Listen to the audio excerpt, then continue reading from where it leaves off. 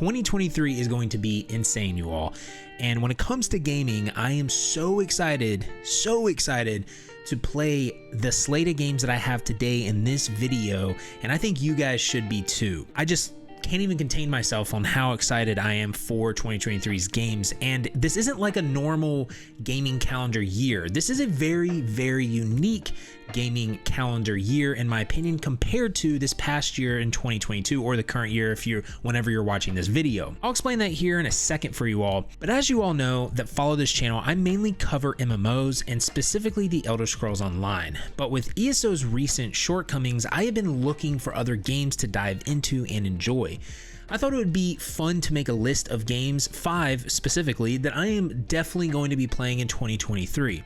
I know from my community standpoint, a lot of you are also in the same boat. You're kind of looking for another game to play currently because you're either burned out of ESO or you're just wanting to find a different experience. So with that being said, I thought it'd be fun to give you 5 games that I'm going to be playing in 2023 that I wanted to recommend to you all. Thank you again to my members and patrons. If you'd like to become a member, check out the link below in the description. You get access to our members only Discord, you get your name up here in the video, and much more. But thank you again to everyone that supports the channel. Remember how I told you at the beginning of the video that this year is unique compared to 2022? Well, here is how. The 5 games I'm about to show you are pretty big name games. I mean, AAA like titles, a new IP as well, but I want you to pay attention to the release dates of these games, okay? If you recall, in 2022, in February, we had Lost Ark, Elden Ring, Destiny, and Arceus was like at the end of January, which was insane. Like, I didn't have any time to play all those games, right? This November, we had WoW,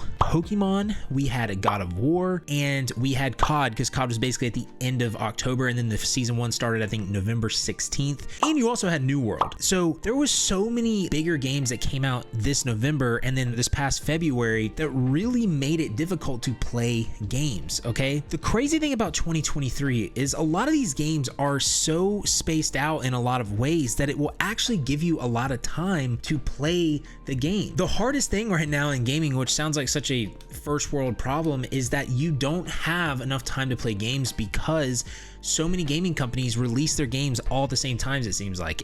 Because of how competitive the market is, you know, they're wanting to vie for your attention. And so playing a game or trying a game, like I've only been able to put 3 to 4 hours in God of War because it came out with like 5 other games. Well, the crazy thing about 2023 is, again, they're spaced out, but also we probably won't see a WoW expansion. We probably won't see a new COD. I'm pretty sure it's been confirmed that there won't be a COD next year. It's just going to be like the first time where they're gonna have like a full year of just like content for Modern Warfare. And so for me right there, that kind of like eliminates some bigger releases there. Obviously you're gonna have some things that pop up here and there, but that is huge in my opinion, but also how spaced it is. So we're gonna start with the first game in order for the months that they are being released.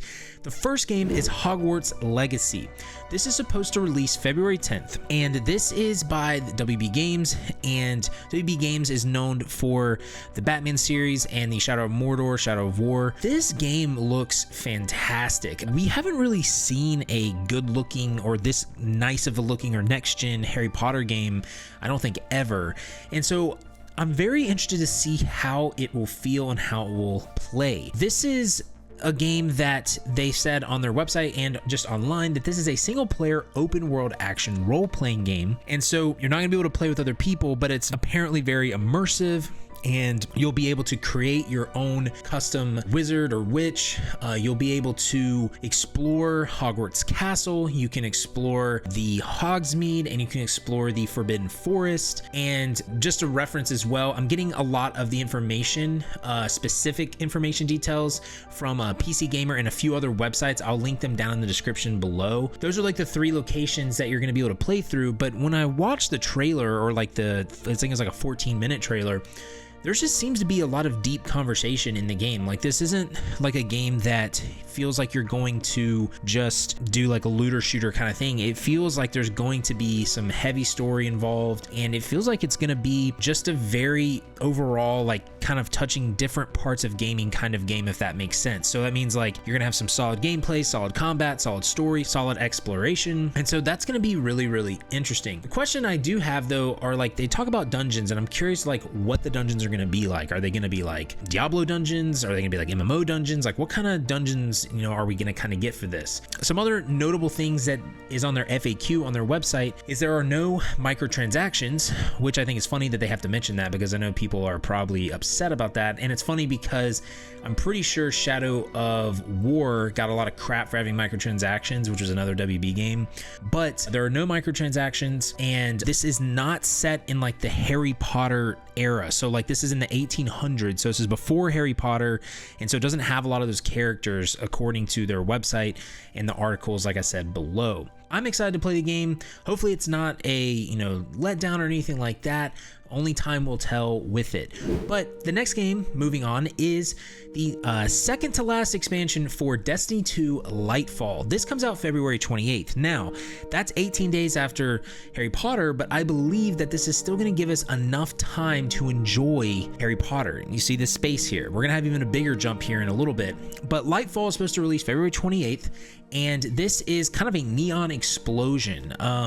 It's set in a neon metropolis, Neomuna, and again, this information is from the websites down below. A lot of it's PC Gamer. This one is from laptopmag.com. The information that we do know right now is that this is based around a very neon kind of style, which looks awesome. Like the trailer is so interesting. I love the music in it. You should definitely check it out. I'll try to link it below as well. The cool things are you're going to be able to have the legendary campaign again. They also are going to be adding new subclasses. So warlocks, and this is quoting Laptop Mag, warlocks can now specialize into the architect, allowing them to manipulate the weave using telekinesis to summon sentient creatures that fight alongside them, which sounds awesome. Hunters have access to the thread runner, which allows the players to utilize a grappling hook and rush through the city with increased speed. Finally, Titans will unlock the Tyrant, giving them massive green glowing claws that allow them to tear through enemies without worry. So that sounds awesome to me. I'm super pumped about that. With the launch though of Destiny 2 Lightfall, there will also be an end to content vaulting. This is again quoting Laptop Mag.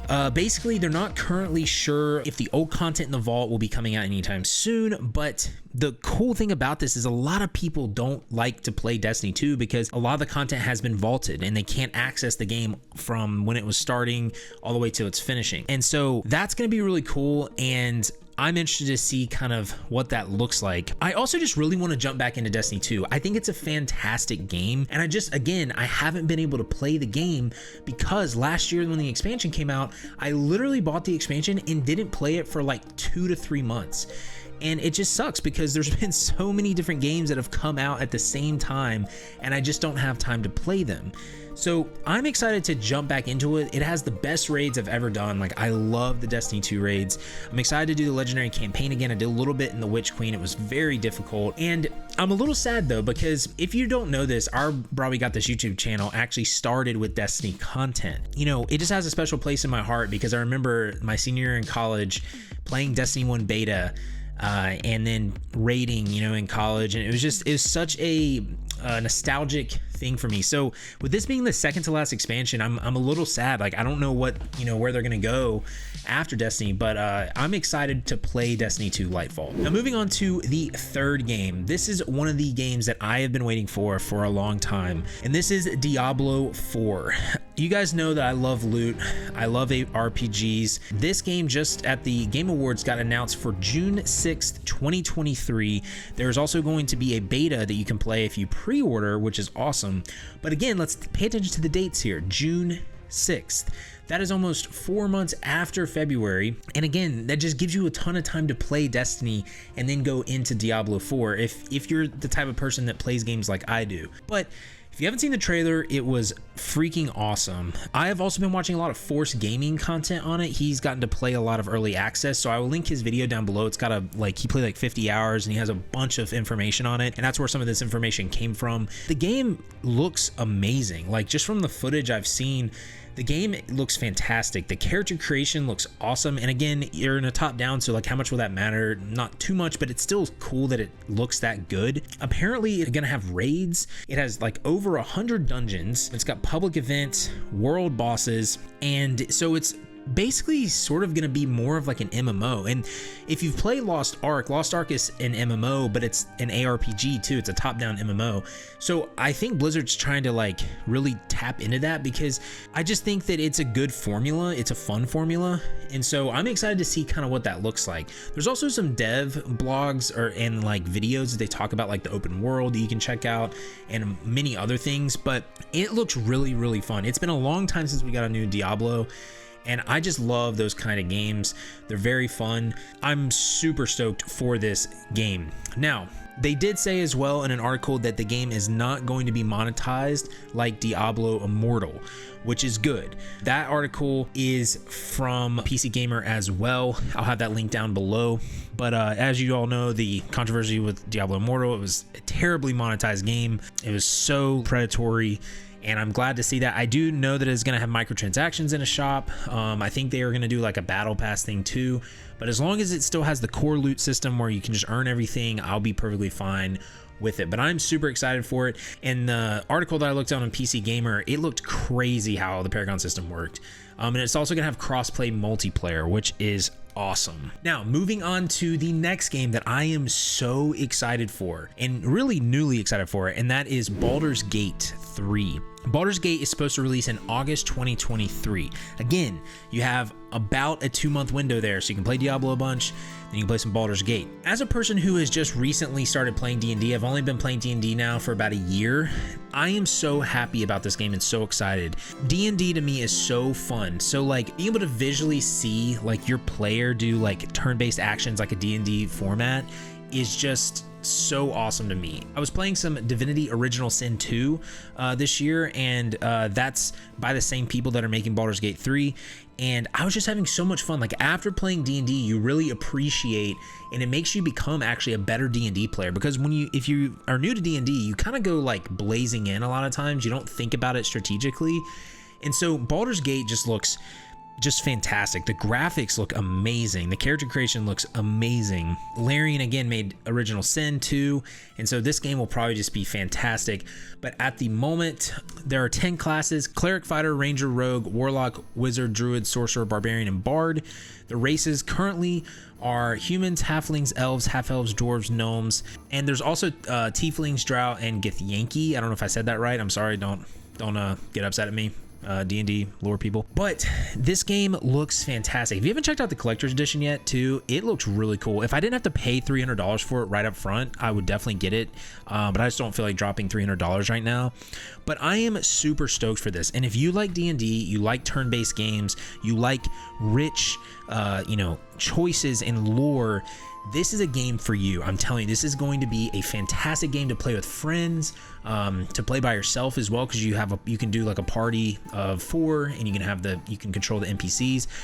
I am so stoked about this game. I'm literally so stoked. And then the last game that I want to talk about today is, I think someone could probably guess this one, but Starfield. Now, the reason I put this at the end was originally I believe they said it was going to be coming out in February 2023, because it was supposed to come out this past November. Now it just says 2023, so this could be tentative. I don't know if it'll get delayed again. There are rumors that people are saying that it's going to come out on 3/23/23 because Bethesda likes doing that kind of stuff, but I don't know when this will come out, so I kind of just put it at the end here. But to be completely frank with you guys, I'm just excited about this game because I love futuristic kind of settings, and the fact that we're getting a Bethesda game that's going to be like Skyrim in space is so exciting to me. Like personally, I know a lot of people like Fallout. I love the idea of Fallout. I love like the time period, but just since it's a wasteland, I don't like a lot of the color schemes. I think it's very bland. Fallout to me just isn't like my cup of tea when it comes to like the art style, but I obviously understand why it's like that.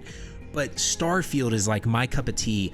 I am so excited for this because I just love space stuff. I love futuristic stuff. I love the band Starset. I don't know if you guys are familiar with that, but this is again from PC Gamer. But here are some of the things that we do know about the game right now. There are going to be 1,000 planets, which is insane to me. Character creation looks pretty detailed. You have a lot of choices from empath to alien DNA. Your skills rank up as you use them. There's ship customization, so change the look, layout, and crew. That's going to be awesome. There's also ship flight. There's crafting, obviously, so you can create weapon mods, conduct research projects.